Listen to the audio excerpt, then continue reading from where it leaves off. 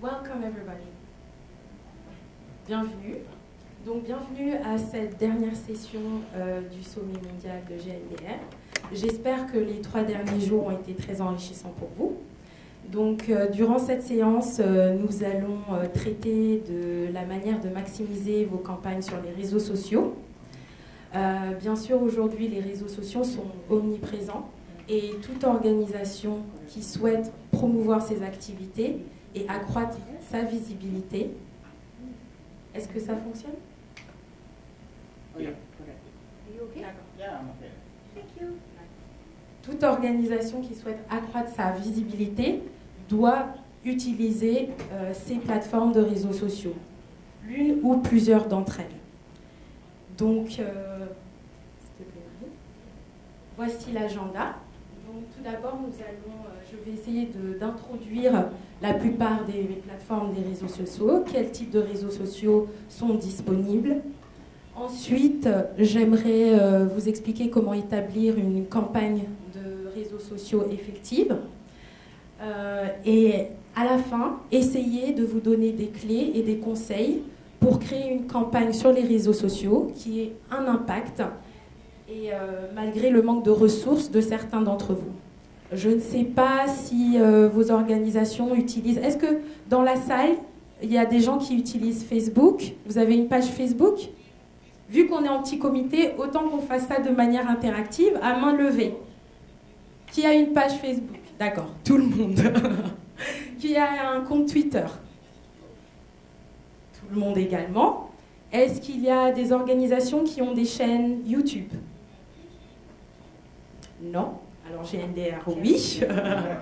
D'accord. Et des comptes LinkedIn, par exemple? Ok. Quelques-uns. D'accord. Donc voilà. Et ensuite, je vais conclure avec les tendances à venir. Donc voilà. Donc les tendances en 2018, bien sûr, Facebook est le réseau dominant. Il compte 90% des utilisateurs de plateformes de réseaux sociaux. Parmi ces 90% d'utilisateurs, ils utilisent les services de Facebook. Et c'est la plateforme de réseau social qui compte le plus grand nombre de membres également. Et YouTube est la plateforme qui vient en second, mais qui compte le plus d'utilisation par rapport à Facebook.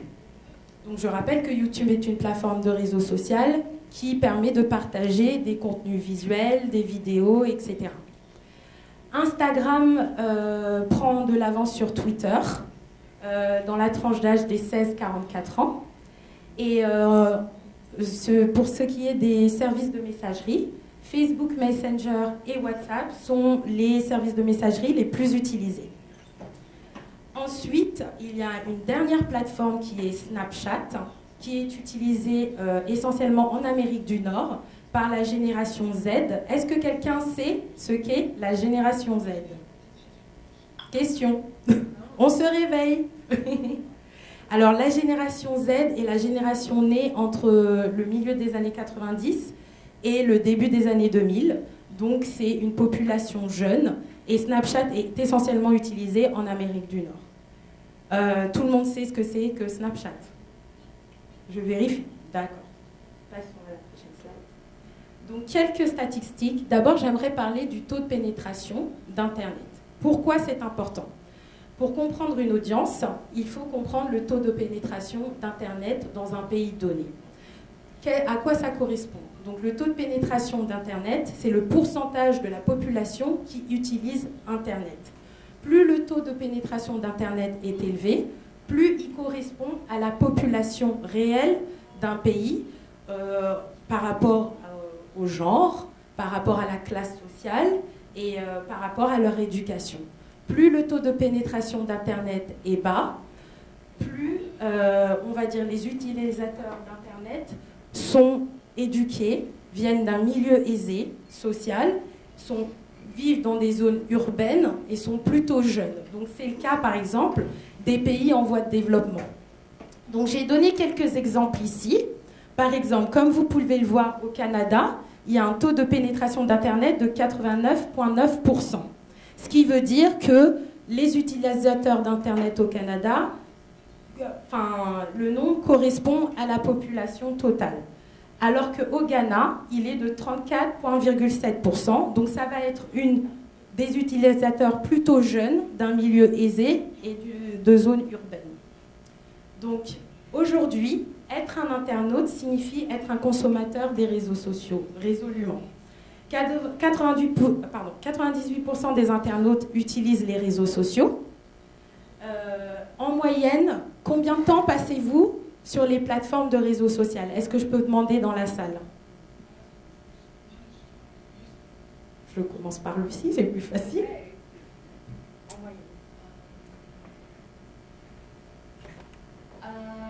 I think I spend less, maybe an hour, less than an hour, just under an hour. Yeah. Alors Lucie, Unless WhatsApp, does that count? yeah, WhatsApp counts. Yeah, 4 hours. Na? A day, Yeah. On average. 2 hours. Okay. When I'm not in the community. You lie. Okay, don't get me there. On the weekend, I spend more time. Okay. It's like maybe 7 hours. Okay. Okay. Jamil? Je ne sais pas, c'est plus. C'est very, ça change plus à 2 heures en moyenne. 2 heures en peut-être. moyenne. D'accord. On a 2 heures ici. Merci beaucoup. Moi, au moins en moyenne, je passe 6 heures sur les médias sociaux parce que dans mes attributions aussi, je suis chargé de la communication. Vous êtes en train de dire que je dois communiquer tout le temps. Merci. D'accord. Donc là, on a eu un petit panel. Il faut savoir qu'en moyenne, à travers le monde, les personnes passent 2 heures et 15 minutes. Et ces 2 heures 15 minutes sont consacrées aux plateformes de réseaux sociaux. Les 54 et 64 ans sont concernés également, hein, on ne croirait pas. Mais à 94%, ils sont sur les plateformes de réseaux sociaux également. Et c'est un chiffre qui est en constante augmentation. Concernant les appareils utilisés pour naviguer sur ces plateformes de réseaux sociaux, alors les smartphones et les appareils mobiles sont les plus utilisés. Voilà. Et ce qui permet en fait d'effectuer un multi-réseautage, c'est-à-dire d'aller sur plusieurs plateformes en même temps, plusieurs fois par jour. Donc, ici, vous pouvez voir un schéma où vous trouverez une moyenne du nombre de comptes par utilisateur et l'évolution durant les années de 2013 à 2017. Donc, en 2013, chacun avait à peu près en moyenne 4,3 comptes sur les réseaux sociaux. Aujourd'hui, vous pouvez voir que ça a explosé. En 2017, c'est 7,6 comptes par personne. Vous pouvez voir aussi le nombre de comptes par région, ce qui pourrait être intéressant pour vous. Par exemple, le NA, Asie-Pacifique, 8 comptes par personne. Comme quoi, il faut être engagé sur les plateformes de réseaux sociaux. En Europe, en moyenne, c'est 6,3. Et en Amérique latine, 8,8. Il y a aussi un chiffrage selon l'âge. Donc, bien sûr, plus on est jeune, plus on passe de temps sur les réseaux sociaux et plus on a de comptes sur les plateformes de réseaux sociaux. 8,7 pour les 16-24 ans et les 54 à 64 ans, 4,6. Merci Marie. Maintenant, j'ai envie juste, même si vous savez tous ce qu'est un compte Facebook ou un compte Twitter, enfin, si ça apparaît, malheureusement, ça n'apparaît pas. Le technicien.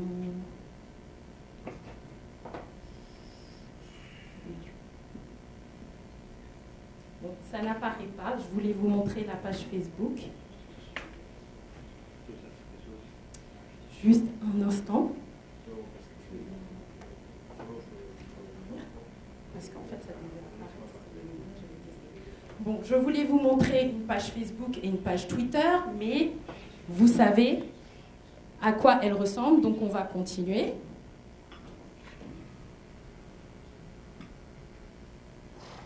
Juste un instant. Donc les principales plateformes, on a donc Facebook, Twitter, Instagram et YouTube qui dominent en premier, et Snapchat, comme je vous ai dit, qui est une nouvelle plateforme utilisée. J'aimerais maintenant vous parler des plateformes locales. Donc, est-ce que vous connaissez quelques plateformes de réseau social régionales, locales? Je demande à la salle, on se réveille. Non? Oui? WeChat. Oui, WeChat. Je sais qu'en Amérique latine, il y en a beaucoup. Par exemple, j'ai noté Sonico. Est-ce que vous utilisez Sonico? Non? D'accord. Je voulais donner quelques exemples de plateformes locales qui deviennent de plus en plus utilisées. En Afrique, on a Ushaidi. Donc Ushaidi qui veut dire témoignage en Swahili.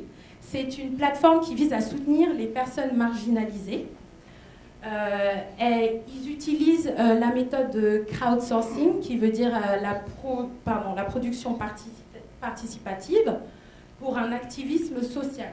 Donc, c'est-à-dire qu'ils utilisent le journalisme, des données géographiques, et poussent les populations marginalisées à effectuer des rapports pour sensibiliser les pouvoirs publics à des astres naturels, par exemple, ou autres. Et d'ailleurs, lors de la campagne au Kenya, la campagne présidentielle, Ushaidi a été un outil important lors de cette campagne.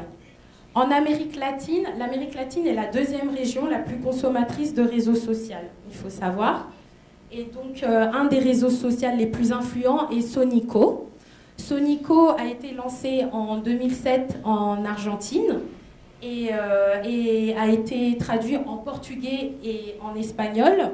Et d'ailleurs, au Brésil, c'est la première plateforme de réseau social devant Facebook. Comme quoi, il n'y a pas que les plateformes de réseau social des États-Unis. Voilà. Sonico compte plus de 34 millions d'utilisateurs sur tout le continent. En Asie, un exemple de réseau social, je ne sais pas si vous le connaissez, mais Sino Weibo, appelé communément Weibo, est une plateforme de microblogging. Donc c'est entre le Facebook et Twitter et compte plus de 411 millions d'utilisateurs actifs par mois en 2018. C'est la plateforme la plus populaire en Chine.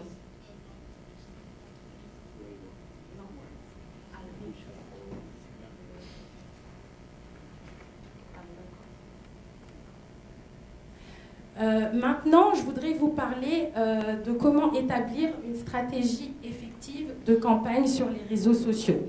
Est-ce que vous avez une idée des étapes qu'il faut suivre pour élaborer une stratégie de campagne? Lorna? Lorna? Yeah? First step? La première étape est d'établir vos objectifs de campagne. Donc, pourquoi vous voulez effectuer cette campagne? Est-ce que c'est pour accroître la renommée de votre organisation? Est-ce que c'est pour lever des fonds? Est-ce que c'est pour sensibiliser le public sur une question particulière? Donc, il faut bien déterminer vos objectifs de campagne pour qu'une campagne soit réussie. La deuxième étape, c'est d'analyser votre audience cible. Donc, quelle est l'audience que vous voulez toucher? Voilà. La troisième étape est de créer une stratégie de contenu engageant. Qu'est-ce qu'un contenu engageant? Un contenu engageant, c'est un contenu original, un contenu créatif qui va interpeller l'audience pour laquelle vous faites cette campagne. Ensuite, il faut choisir la plateforme la plus appropriée. Par exemple, si vous voulez toucher un public plutôt jeune, vous allez essayer de disséminer votre contenu sur Twitter ou sur Facebook. Si c'est un public plutôt professionnel ou c'est juste un rapport que vous voulez disséminer, vous pouvez utiliser LinkedIn. Et la dernière étape est le suivi et la mesure de votre impact. Donc il est nécessaire d'établir des indicateurs de performance pour bien pouvoir analyser par la suite si votre campagne a été réussie ou pas. Ce choix d'indicateurs de performance doit être fait en amont de toute campagne sur les réseaux sociaux effective.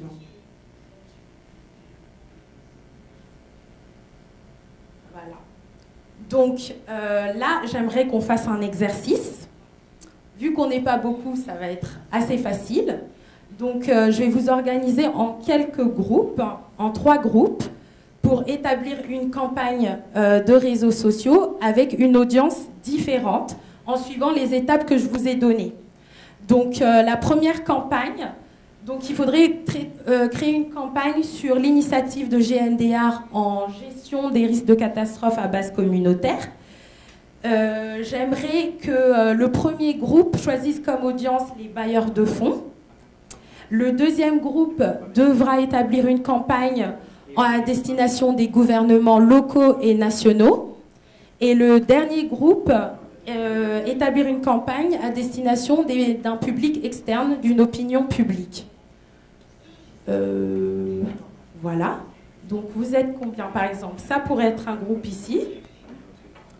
On aurait un deuxième groupe là. Voilà. Et un dernier groupe ici. Alors les francophones, est-ce qu'il y a beaucoup de francophones? Vous parlez anglais tous les deux. Donc ça va. Oui, voilà. 3 groupes.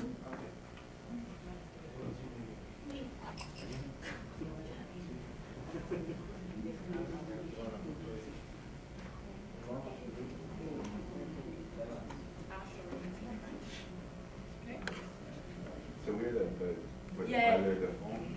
Voilà. Bailleurs de fonds. Which one do you choose? I'm going to choose for you.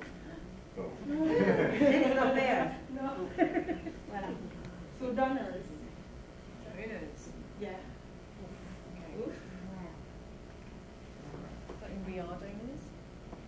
No, we're, it's a campaign. Oh, it's a campaign for the donors. Okay. Oh, it's the That's how I audience. understood it, yeah. Audience is the donors. Voilà. Using Twitter. Govern. Social media. Voilà.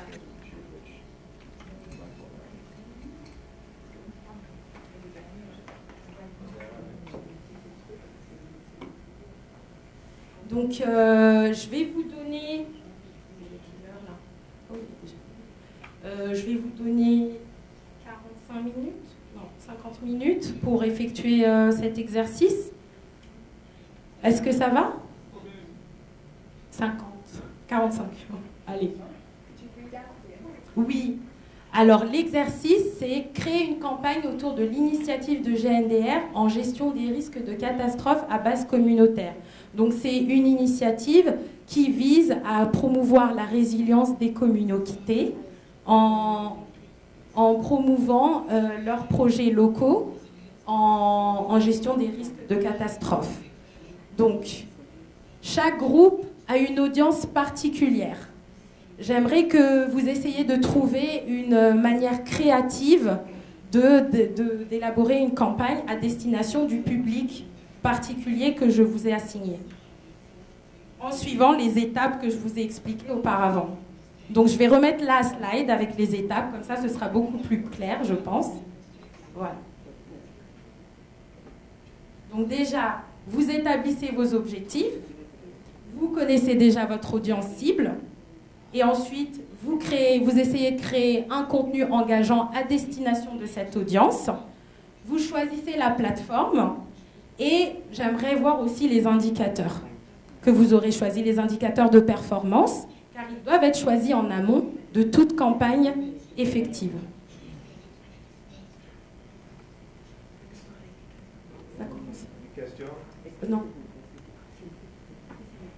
Yeah? I'm going to ask my question in English. Yeah. Is it, if we have the objectives and the key audience and the strategy, do we have to use only a single platform, or could there be a combination of No, it different can be a platforms? combination. Okay. I'll let you be creative Yeah, about it. merci. De rien. Okay.